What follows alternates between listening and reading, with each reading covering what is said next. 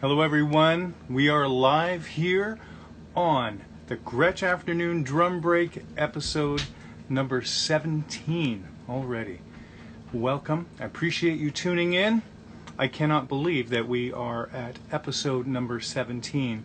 And the reason for these interviews is to talk Gretsch drums with Gretsch drum artists. So we showcase the artists, talk about their journey, their musical journey, and how Gretsch drums fulfills and exceeds their musical needs. So there's a couple of thank yous before I bring my guest on today. I want to thank Chad Melchert and James Byer for connecting today's guest, Seth Rausch, and myself. If it weren't for them, I don't think Seth would be here as the guest today. And number two, I want to thank Dinah and Fred Gretsch for the lovely vintage catalog that came in the mail this week, full of posters, postcards, catalogs, stickers, amazing Gretsch stuff. So what I'm going to do is I'm going to bring on Rausch, amazing Gretsch artist. He's been with Keith Urban now for a few years, has a humongous resume, and he's sideways. There we are. Go. How are you? What's happening? Well, you know, we're rocking and rolling here. What's happening with you? You're in the drum room, I see. Yeah, man, I'm here. I'm just getting situated. Well, this is good. Well, welcome. Your resume is huge. Not that you can really see it on your site, but on the Innovative Percussion site, they give like a rundown of the artists that you've played with over the years. I have a feeling that you're a pretty modest guy. You don't even have a whole heck of a lot social media presence, which to me means that the word of mouth on you is very strong and you produce results. Like, how else do you play with a guy like Keith Urban and all of these other artists? So thanks for spending the time with us, Seth. I really appreciate it, and welcome. I appreciate it. Thanks for having me. Woo! Crazy. How's things with you since the COVID thing started happening in March? What's happening? It's good. You know, I mean, just a lot of time at home, you know. Yeah. Just trying to play as much as I can here at the house and locally, you know. That's good. Yeah, since arena shows and whatnot, those are all done till really, I don't even know when. And I was sad to hear that NAMM is canceled. So yeah. Anyway, so do you do any recording at home? I do.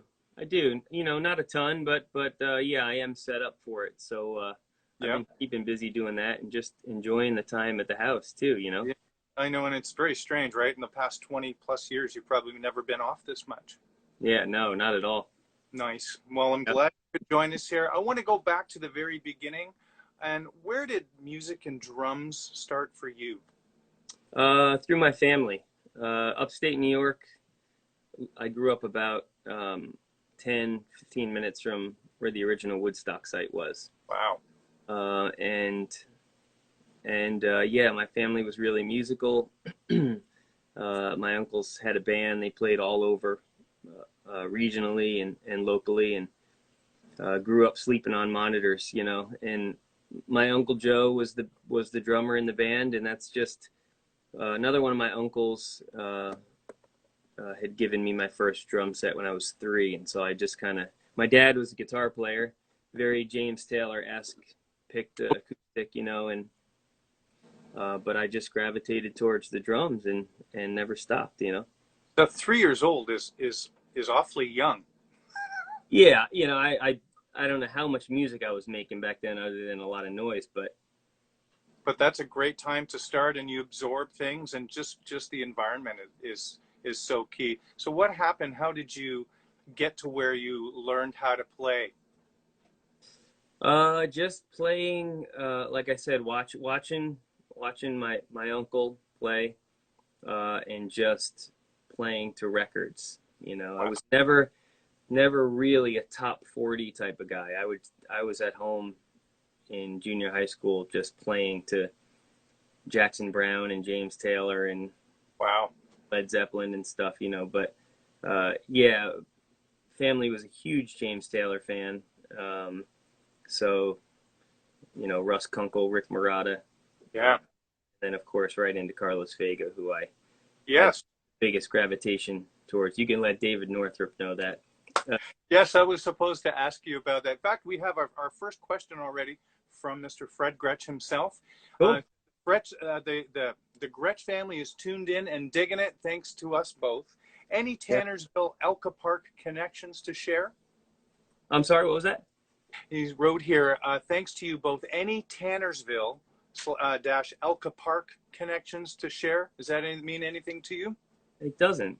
Okay. Yeah. Okay. But okay, so now, so you learned how to play with singer-songwriters, and you were listening to that kind of music early on, and you absorbed, probably subconsciously, unconsciously, what to do and what not to do, maybe to not overplay in the beginning. Yeah, that was the biggest thing is I just time, making keeping good time was drilled into me, I think, from the beginning. Yeah. Did you do any lessons at all early on? Just a little bit. I did some just in, the band teacher was actually the band conductor at school, which most of that was core stuff, but Okay. did start taking a few, less than I could count on one hand, drum set lessons. Wow. Otherwise, I just watched and played, Yeah, that's amazing. And when did Gretsch drums enter your life? I would say, kind of growing up, I was around, how it is, all kinds of drums, but I would say about 15, 16 years ago, I was in Nashville. I was playing for an artist named Gary Allen, and a good buddy of mine, Jared Pope, who's also a Gretsch. Um, he just kind of, obviously I was a huge fan of him, and I would play him occasionally and stuff, but just, man, you got to kind of sink your teeth into checking out Gretsch. And so I did, and I actually started playing Gretsch on the road before the endorsement actually landed. Wow. But yeah, I would say it was about 15 years ago, and then they were gracious enough to talk to me and work with me, and it just kind of progressed from there, and I was there ever since, That's amazing. And Yeah.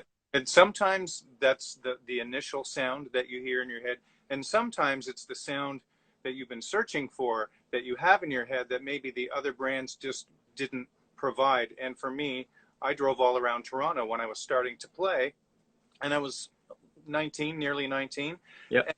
and whacked all these different brands of drums, and then it was like the light came on, and like, this is it. Yeah. And so I bought that set, and oh man, there's been nothing since. So actually, Fred wrote here, Hunter, New York is Yep. the next town after Tannersville in the Catskills. Hunter Music Fest and all. Very cool. Yeah, that's awesome. Now, how long have you been in Nashville now? I moved down at 18 after the summer of my senior year in high school, so 96. Holy smokes. Yeah, which means getting pretty old. You're young, man. Holy, I was trying, because you look like you could be 32, 33, and that's a good thing. So that you look youthful, and man, I guess it works in this business for sure. it does. I'm 53, and I tell you, it's. Are you really? Yeah, it's. No way, man. That's crazy. Yep. Isn't it nuts? It's the Gretsch drums and the smelling the silver sealer. Yeah, I hope I look like that when I'm 53. Oh, I think you will. Anyway, so like, let's talk about from when you were starting to play, when you were young, to how you got to where, man, I got to move to Nashville. So what happened in that time period? Well, I knew I wanted to play music, but I can't say it was all my doing. My family was just looking to make a change. My dad is, like I said, a great songwriter, acoustic player, and he was really, really digging into that, and just decided Nashville might be a cool place to go. So he started looking. They found a house. and anyway, long story short, the family ended up picking up and moving. I have a huge extended family that still lives up there. I've got like 40 cousins just on my dad's side, and Wow. we're all really close and stuff. But we just kind of felt like we wanted to move out of the area, and so I that was sophomore junior for me, and so I stayed up there and finished high school, and then came down after the summer and just started eating a lot of ramen noodle and trying to make connections. That's amazing. What was kind of the first big break or audition or thing that happened for you? The auditions came. I didn't Before my initial gig. I actually didn't really land any of the auditions. But it's funny. 2 or 3 artists that I ended up working for, I had auditioned for earlier and didn't get it, Okay. but they just kind of came back around. Gary being one of them, and then a band called the Wilkinsons, who you may be familiar with. Sure am. Yeah. Yeah. I love Amanda and Tyler and all that. Yeah. Yeah, I actually auditioned for them, didn't get it, and then the guy that I most consistently took lessons with in after I moved to Nashville, George Lawrence, he was on that gig and he had to leave, and he kind of handed it over to me, and I just picked it up. We didn't do any rehearsals. We just hit the road, Wow. and it kind of went off without a hitch, and so I was on that gig for a few years. That's amazing. What did you learn from George when you were doing lessons with him? Everything. Yeah. Everything. I mean, he really would teach and show a lot of cool things that I didn't know, but he also made sense of things. I wasn't formally schooled, so he would show something and it would kind of be like he was talking another language, and then he would play it and I went, oh yeah, well, it's this. But seeing it and making sense of it and why it is what it is, and how to use it, was the biggest thing, which was awesome. That's great. Had you played with a click and or any kind of track or anything at that point when you got the Wilkinson's gig? Yeah, I did. So that's something you'd worked on. Yeah. And I think it just goes back to time, and I think there's something to be said for playing along to all those classic records with human metronomes like Jeff and Gad and Carlos and all these guys, where time was of the essence, even if they weren't electronically told to keep it where it needed to be. Right. But yeah, it wasn't a huge. Thankfully, it wasn't something that I really had to struggle with. It just seemed pretty natural. What did you find you needed to improve upon when you arrived in Nashville? You were a really young guy. Yeah, just experience for one. There's so much that can't be taught in that regard. How to roll with the punches and just keep your eyes open and make changes on the fly and stuff like that, which is hard to prepare for unless you kind of, those classic things where how many times have you heard, you're trying to land your first gig, but yet you keep hearing, we just need to get someone with experience. And you're like, well, let's start it. That's right. I want the experience, and yeah. You work hard. Oh, I know. Yeah, but then you grow and you look back and you realize, yeah, I mean, the experience will come. Sometimes it feels like a snowball that isn't rolling fast enough, but you totally understand what they mean, because there's certain things you just have to learn and grow. Mm-hmm. But did nerves present any kind of a problem or an issue for you? And do you still get nervous before a big show? Yeah, I mean, truth be told, I'm just kind of a nervous guy, I think. I wish I wasn't. But I don't think that they ever really got in the way. I was always able to kind of just focus and play through it and get outside yourself and. Yep. But yeah, I mean, there's always an excitement for sure. And then, yeah, I think I wish I was sometimes more like this, which a lot of people kind of think that I am, but inside Yeah, I'm, yeah.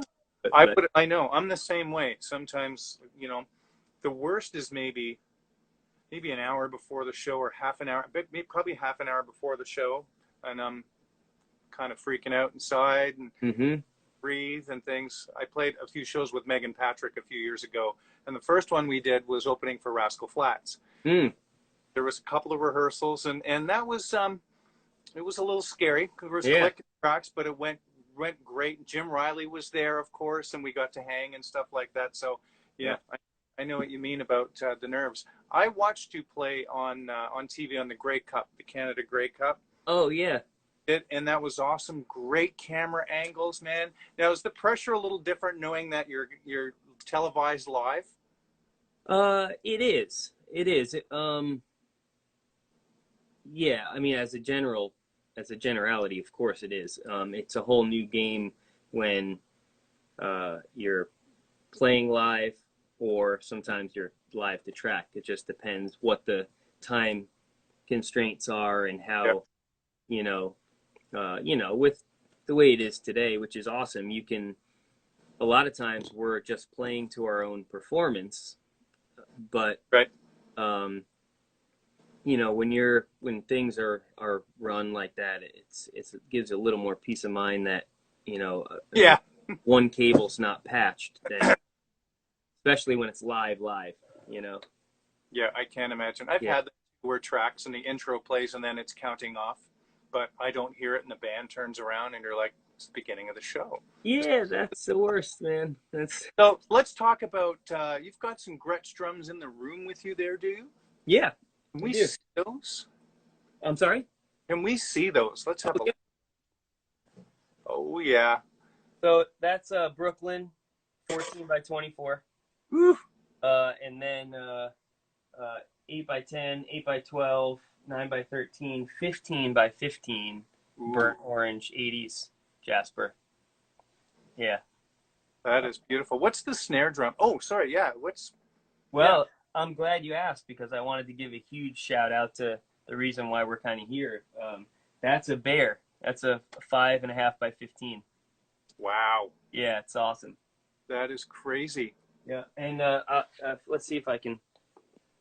Most of these, if not all, are Goodness me. Gretsch bronze, hammered brass, USA maple, 13 piccolo, a Brooklyn. A Catalina there, 6.5 by 14. That spun brass. It's hard to see. I'm kind of Yeah. far here, but anyway, a lot of Gretsch drums down here. I love it. Yeah.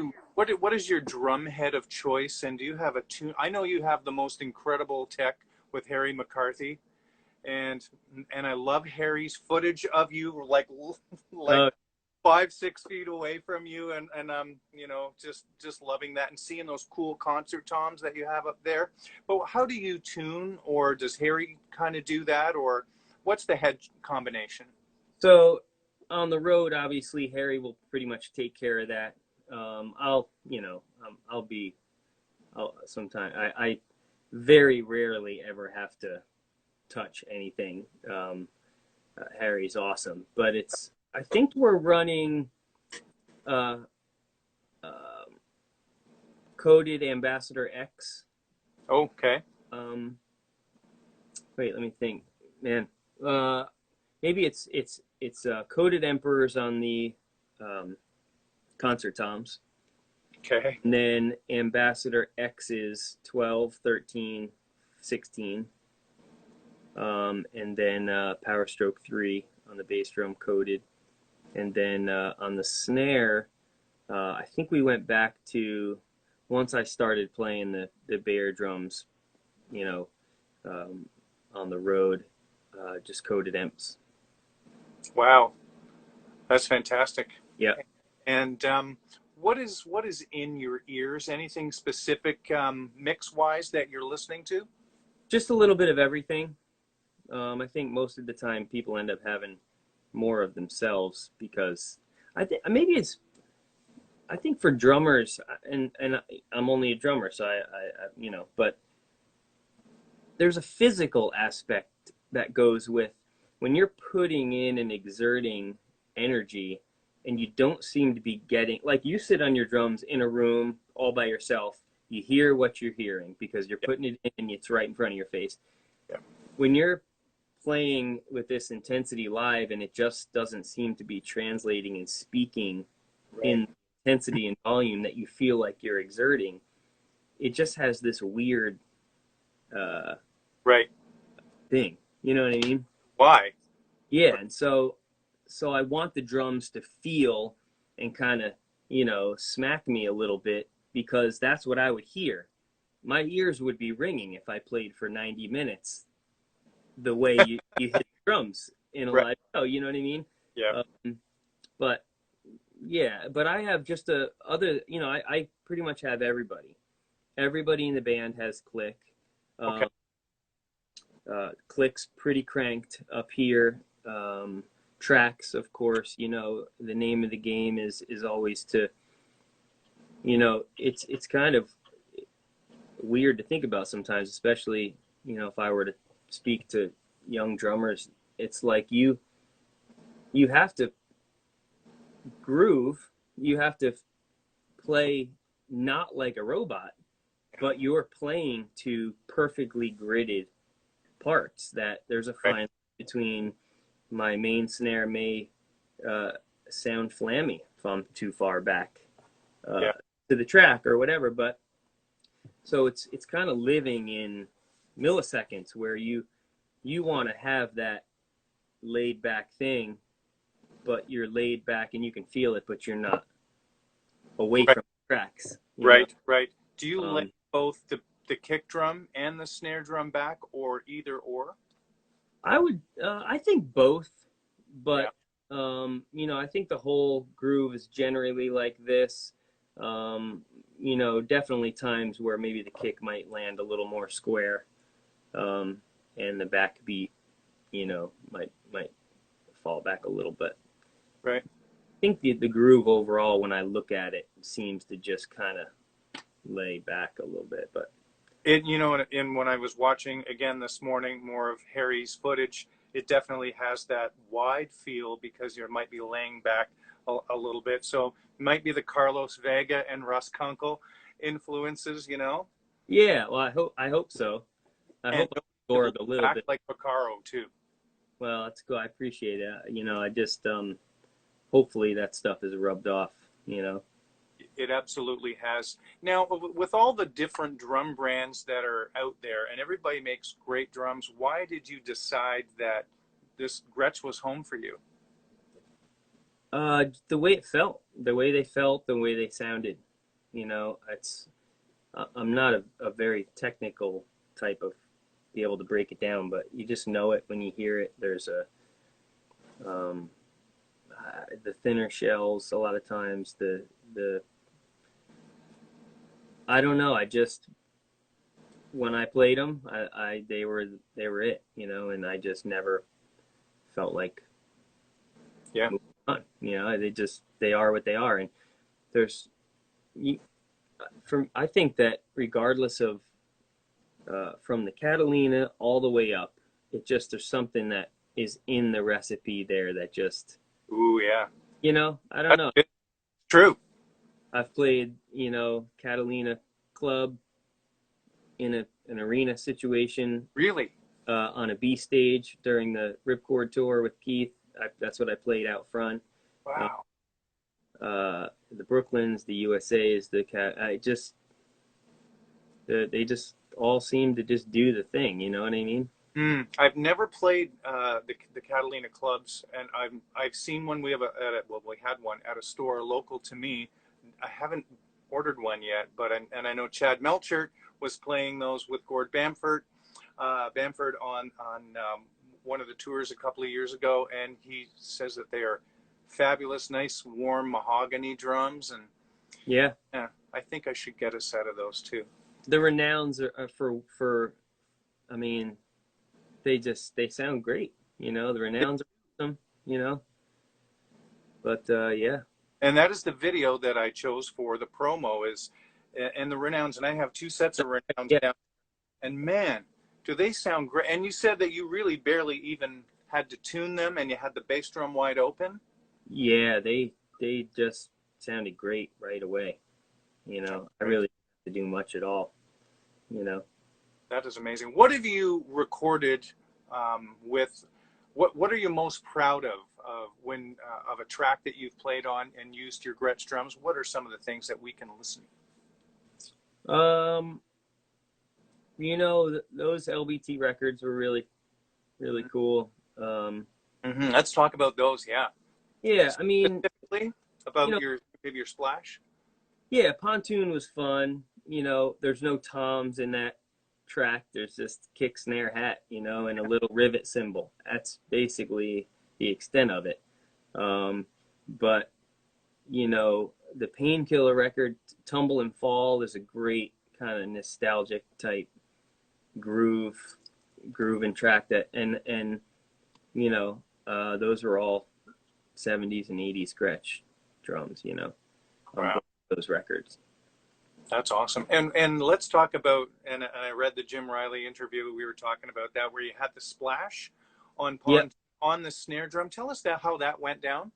So the original demo of that song just had the most basic of basic drum loop, and it was basically, I think, just a timekeeper for the guitar vocal demo for that song, and it was just, and it was like more of a kind of a flammy clap, just no deviation, just steady eighth notes on the hat, and it just kind of like that. And you can hear it. It made the actual track. They just kept it as the metronome. No Wow. record. We played with a track like a loop or something, but no click. We just used that the thing, and that was one of them. And it just, I don't know, it just made me think of that sound. I had seen Johnny Rab years ago Yep. play, but I have to honestly say, he actually used the cymbal, and Yes. Yep. and and taking absolutely nothing away from Johnny. I love Johnny, and I didn't it didn't even that didn't even occur to me. I just went, man, that sounds like this would work well with that. And I just took a splash and put it on there and played it with the stick. And we were, a lot of that record, we were trying to do things that weren't so typical, you Yeah. know, right hand on the hi-hat, maybe it was on the rim of the floor tom, or maybe it was, not just a regular snare. And so I just put it on there, and um, everyone liked it and didn't. And the great thing of that record was really cool. I mean, um, I pretty much just used my instincts, and it happened to work for Jay Joyce. I mean, there wasn't too much that he took issue with. It was just like, Awesome. be creative and just try to. So I just had the idea to play it in the verses, and so in real time I just would started the track, and then right before that fill going into the chorus, I took it off and threw it down on an empty drum bag, and then as I'm playing the fill coming back to the verse, I just grabbed it and put it back on there and played it again in the verse, That is insane. and then took it. But yeah, it worked. I bet. I remember having to learn that tune. I played with Liv Charette before she moved to Nashville, and we were doing that tune. And I'm like, I have no idea who the drummer is, and I have no idea. I thought that might have been a sample or a pad or something. Yeah. And so we didn't. I didn't have the guts to play a splash on the snare drum. Though now I think I totally would try that, and that's awesome. What other creative things were you up to on that record? On that record, just the one track, the opening track. I think it's in the interview where I just threw like an oven roasting pan and some keys, other janglies and stuff on the floor tom, and you know, just played that in the beginning. That's crazy. Yeah. And then Self-Made was another one where excuse me, we never went to traditional kick snare hat in that regard. It was just right hand on the floor tom the whole time, you know. Yeah. Stuff like that was really cool. Nice to be creative, right? Yeah. Yeah. Rather than feeling like a production line or the same old, same old. A lot of country that I've been listening to, there's a lot of sameness, a lot of the deads, and I'll be really glad when the hand claps in the verses and the finger snaps are gone. I really will be glad because, Yeah. I mean, it's just, I think it's overused, but hearing something that's creative like you were doing with the splash on the snare drum and then the sound effects is a really cool thing. Yeah, and that, you know, all of that stuff kind of carried over into the second record too. The second record was a lot of fun, and Painkiller, the title track, was a ton of fun too. And that, using that sound, it just seems to be kind of a chameleon, where that sound, if you're looking for something that's electronic or something that's kind of, you know, it just seems to work in a lot of different situations. You know, Painkiller was cool because I used that splash thing in 3 or 4 more songs on the next record. Wow. You can really pick up on it or not. It's in Day Drinking. It's in oh yeah. Yeah, it's in Painkiller, and it's in a couple other ones. But Painkiller was cool. That was like 3 different sounds, you know, like we started the song with the splash on like a timbali, and I took it off, played the fill on the timbali, played the snare, and then went back to the side cymbal, as you know, and it's hard to do that live all the time. Whenever I would do it live, so the sound guy wasn't chasing sounds, like you can do a lot of post production in the studio, Right. where live, you know, put it on a side snare, at least the main snare can stay the main snare, and then, you know, That's you can, true. yeah. But How do you get the dead snare sound? What do you do for muffling? during the LBT days, I was manipulating drum sounds almost on a song to song basis, and Wow. it was hectic. It was a runaround. That was before I started using the big fat snare stuff. Yeah. That stuff's been a lifesaver in that, you know. But I just would just throw like a Remo ring or something on there. Turn a lug down as loose as it would go and crank the strainer, you know, and just kind of get as close to like a 80s Don Henley as I could, you know, in 4 seconds before the count off. You know? That's really crazy. Wow. Yeah. But That's incredible. When did you play with Little Big Town? We keep talking about them, but when did you play? How long were you with them? I was with them about almost 4 years, pretty much exactly. I got hired, I believe in December, and then basically gave my notice in December. So it would have been 10, 11, 12, 13, or 11, 12, 13, 14. Right. And the end of 14 was when I finished out with them and started with Keith. Wow. Kind of January. Was there any pressure replacing Chris McHugh? Absolutely. You know, for a few different reasons. Obviously, the name he had established for himself, and the connection with all of this came from 2013, where LBT was the opening act for Keith on the Fuse tour. And we all became friends, and that was where I really got to meet and hang out with Chris a lot. And I have nothing but great regard for him. But that was where the connection, I guess, started. You know, the stars aligned, and little did we know things were going to change in 18 months or 12 months or whatever. But you know, not only to step into the shoes of someone who has a resume like that, which is his, and no one can ever take it from him. You know what I mean? But being a different kind of, I mean, we do what we can to fill all shoes. The name of the game is to play like this when you need to play like this, and play like this, and but you are who you are, and you know, it was a great challenge for me to play. I mean, he had recorded, and that band had established A the sound. a Yeah. sound of what, and Chris is very driving and powerful, and so I try to give it that, and not step in and do something totally different. Right. But it was cool. It took the better part of that first year, and the first year was a lot of fun. It was just a three-piece band behind Keith, so Wow. a little more jammy, and Yeah. and it just really helped, facilitate where we were going to go as a band, and it started grooving and gelling, and you know, That's terrific. yeah.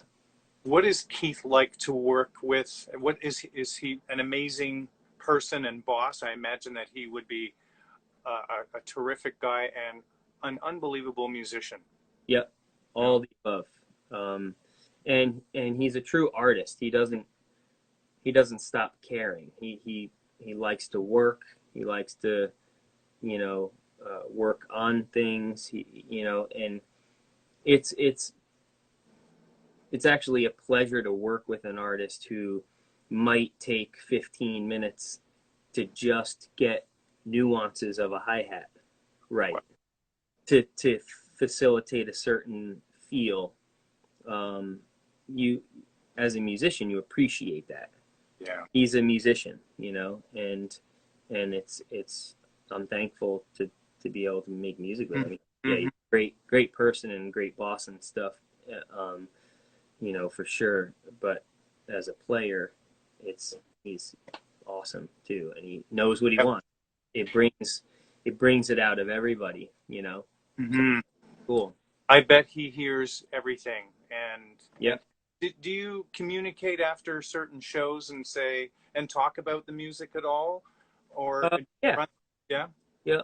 It seemed like most of the past few years, and we would have a lot of time traveling together after Mm. the gig, where maybe we were flying back home and all in tight quarters, and we would be able to connect uh, right away about the show that just took place, instead of coming back at the next sound check and Right. rehashing how things went down, because the show goes, and it's nice to regroup and speak about things that could have been better or that went really well. Yeah. Right. You know. Now, did you audition for Keith, or was it a situation where they were familiar with you and just kind of asked if you were interested? It did end up being an audition situation. Okay. I think they asked. It didn't start out that way, but I think it was probably just good for everybody just to, you know, hear a few different people. So I was one of four guys. Yeah. Wow, that's neat. And what did the audition consist of? We just there was three songs, that, and actually Keith wasn't even there. He had to be somewhere, so they filmed it, and uh, Okay. got together with the other two guys, and we played through these you know going back to 2013, a year and a half prior. Obviously, Little Big Town's music is different, and Yep. all that kind of stuff, and you don't know until you're sitting there playing with people. But um, little did we know, as I said, what was going to develop. That their band became fans of our band, and when we were playing, we would watch their band. And Jerry Flowers, the bass player and new band leader, I almost had a 6-month tour to audition, because they could sit there and they knew how I played, Wow. for better, for worse, and they just, so they already kind of knew, that's what they were feeling. That was the direction that they wanted to go in, because it had been so new that we were spent so much time together, and then, Great. yeah, so it worked out in that regard for sure. Are you involved in the recording process with Keith, any of the writing things, or does he come to you with songs that are finished? Have you played on his latest records? I did one track on his last record. I just went to his house. He needed a groove on a song, but generally speaking, he pretty much does all that. Whether it's in Nashville or LA or whatever, he works with producers and uses who they like to use. And generally speaking, I don't really have much to do with that. Sure. Now, when you record for other people, do you write and use the Nashville number system? Yeah, typically speaking, that's the charts that we're reading. Yeah. Was that a crash course initially when you moved to Nashville, or was it something you were familiar with? I wasn't familiar with it. I've kind of just picked up on it throughout the years, Mm-hmm. And obviously having a little bit of music theory is extremely beneficial, but most of the time, at the end of the day, you're reading it for the format. Yes. If I'm making a chart for myself at the house or learning music or whatever, it's just quicker for me to just put a bunch of ones, just a bunch of slashes, and then I can see the verse and I can see notate 2 4 bars and half bars and all that stuff. But yeah, obviously when there's a time and a place where it's good to know quarterly where the music's going, but generally it's just another format. It's another structure, It's a really great bird's eye view of the whole song on one page, and it's great. And Jim Riley has probably one of the greatest, if not the best book out there on how to read the Nashville number system. So anybody's interested in learning about that, check out Jim Riley, drummer from Rascal Flatts, and now the teacher at Belmont University in Nashville. He's a drum set instructor there. Oh, cool. I didn't know that. How cool is that? Cool. And he has several great drum resource products and a new one coming out, improvisational skills for the drummer to go along with the survival guide. It's great. Yeah, cool. He's an awesome guy. I wanted to ask you, what skills does a drummer need to succeed in a place like Nashville? Open-mindedness for sure. Just as far as, it's easy to just stay in the lane that you're most comfortable in, but it's nice to be able to, take direction and change certain things that maybe might not be the most comfortable, but that for sure. I think that's kind of in any situation, not just Nashville. Mm-hmm. But Nashville is such a melting pot now of so many different feels and genres and things that. But yeah, that and being able to play to a click, keep time, and be able, music's still music, and I feel like it's, sometimes it feels the best with human feet and hands, but it doesn't change the fact that there's also another whole great side of it, and being able to do that is probably be really beneficial too. Mm-hmm. So you play other styles of music besides country and rock. What are you? Yeah, I love play jazz as well. Yeah, I wouldn't say that I'm, that I could go teach any style, but I can, do what I need to do in most, Sure. A lot of it, like Carlos, just growing up listening to him. I mean, you might hear him on a basic James Taylor song, or you might hear him play full-on jazz or Latin or whatever. And he was Cuban. He was a Cuban guy who moved to the States. Yeah. And was a prolific session drummer. Hmm. and live drummer and a Gretsch guy too. Yeah. And oh man, yeah, just it's amazing all the wells that you can draw upon. You need to have a little bit of experience playing some swing type of feel if you want, and that country feel, Yeah. that old country feel has that swing to it. That's Yeah. elusive. Never listened to it or played it, so Yeah. And that's what was so great about seeing him show up on all the Vince Gill records until he died, and right. some Reba McEntire stuff, and Chet Atkins and Susie Boggess, and you know, and all that. But Gad, he's another one. Just anything, any situation you hear him in, he just knows what to play to enhance the music.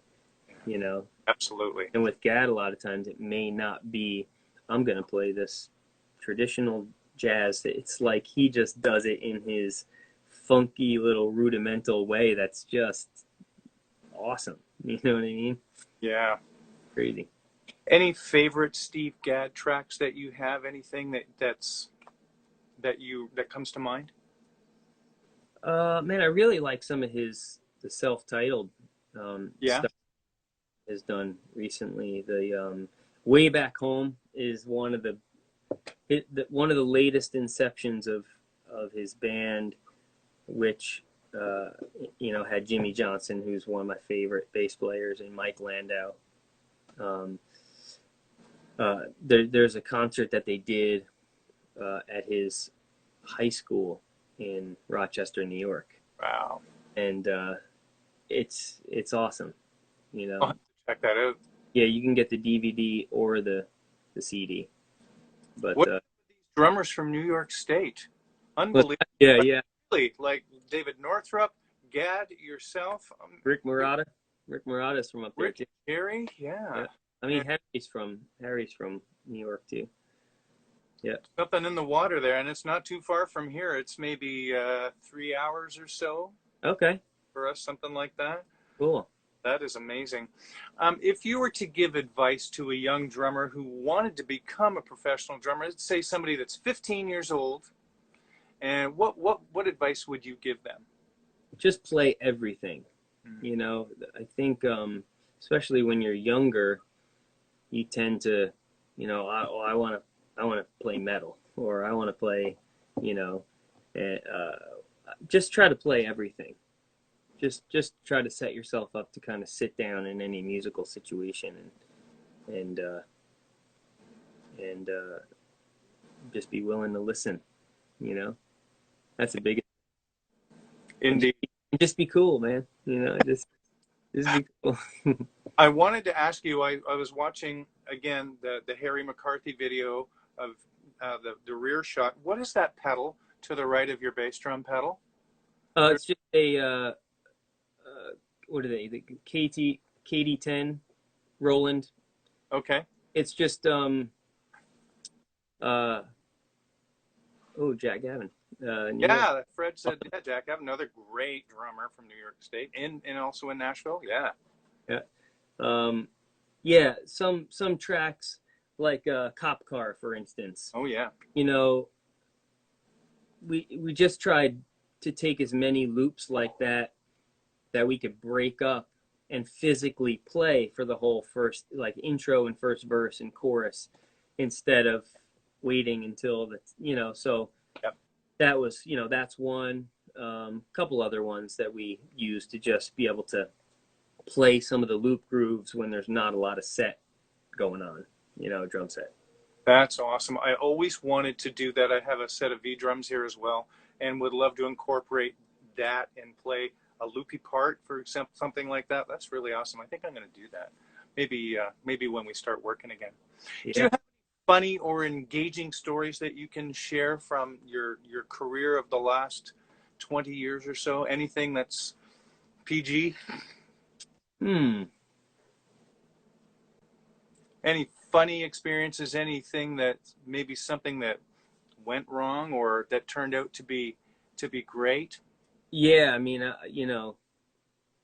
keep going back to this one. I think we have also as a band, it was, with everything that was happening in the first year in Keith's band, there weren't a lot of shows on the books. It was one of those fair and festival, not an off year, but we would do a little gig and then it'd be like a month and then we do a gig. And so we rehearsed a little and this was like the first 90-minute. Wow. Yep. And, you get with an artist who, is an artist like Keith, who not only does he have a song list that's, there might only be 15 or 18 that you'll play every night, but there's also another 10 or 15 that he may want to do, or that were radio songs that, whatever. But anyway, it was our first 90-minute show, and we made the classic mistake of updating software on the computer, but failed to update the launch pad that we were using. And so it was like, all right, this is going to be great. It's the first 90-minute show. It was at Jazz Fest in New Orleans, and it was like from downbeat one, all of a sudden I started hearing other songs fire and other counts come in, and it was just, there was nothing to do except just keep playing, And, what happened then? So was this stuff going out in front of house? Well, I mean, at the end of the day, it was more or less just tracks just had to go away. Yeah. Just play as a band, Yeah. But there was the nerve thing. Sure. And then there's the nerve thing that happens when things aren't going right and all the comfort zone of the rest of the band isn't there for them. So no matter how much you're trying to forge through, it's different. It's different. And Yep. and so, one thing anyway, it was just, I think maybe God helped me out because, well, I mean, I know he did, but the weather was really bad. And so things started coming through and a storm was coming through, and it actually just kind of threw everything into disarray too. And it was like, all right, it's taking a little bit of the brunt of what's going on right now. But it was, I'm glad that I was still at the gig 4 years later. You know what I mean?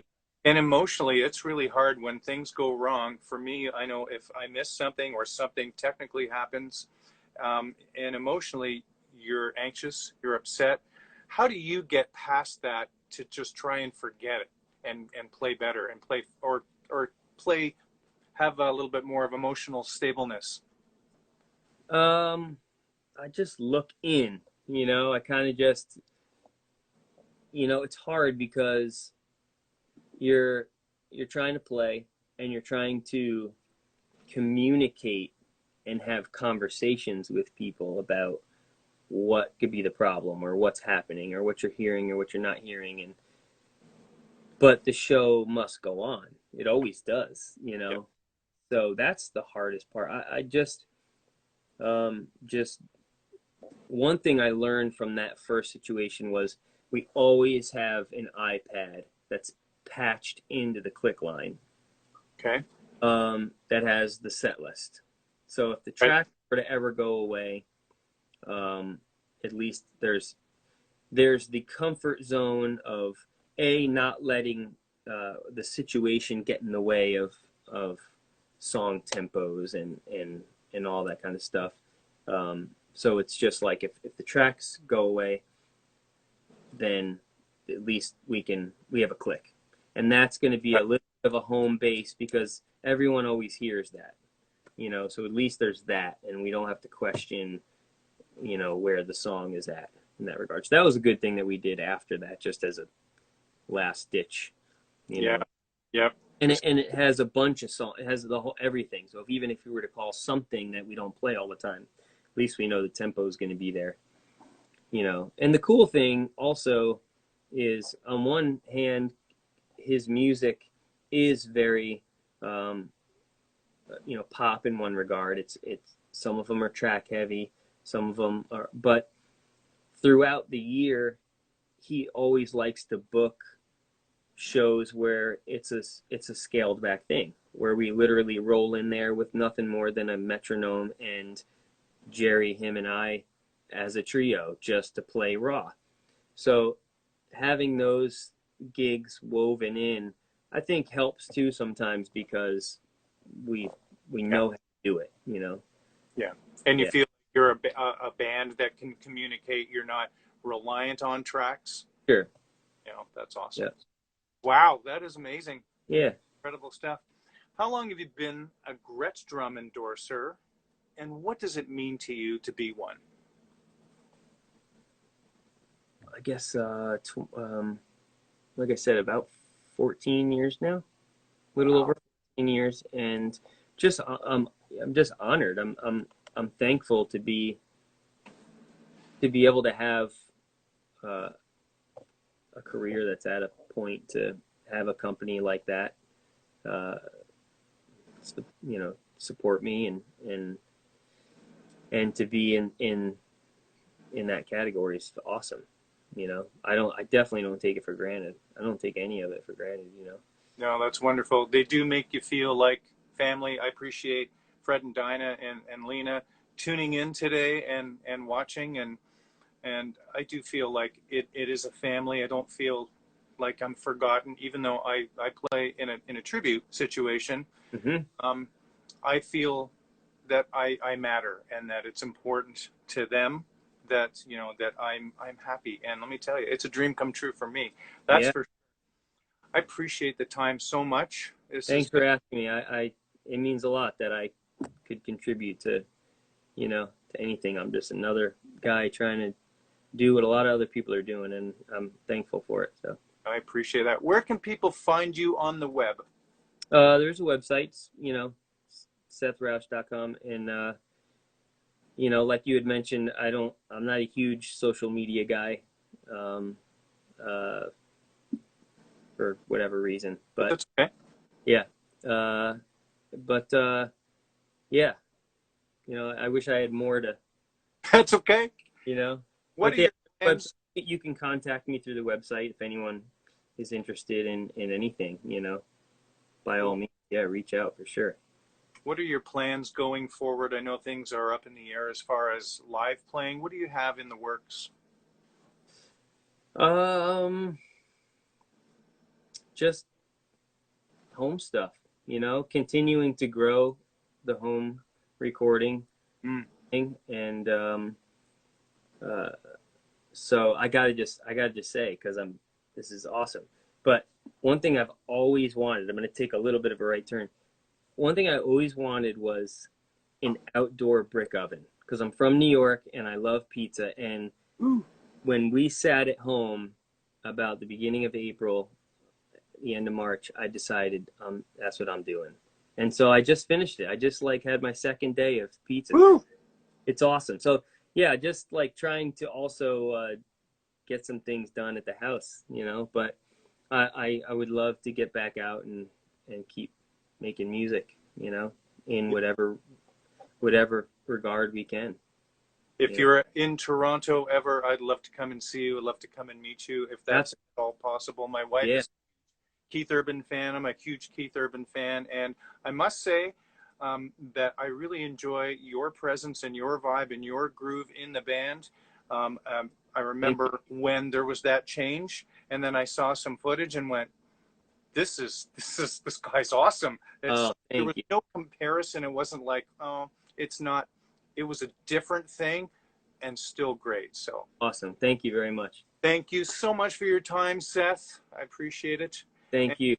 tune in next week, everyone, for another fantastic guest on episode 18 of the Gretsch Afternoon Drum Break. Everybody take care. Bye-bye. Thank you. Bye bye.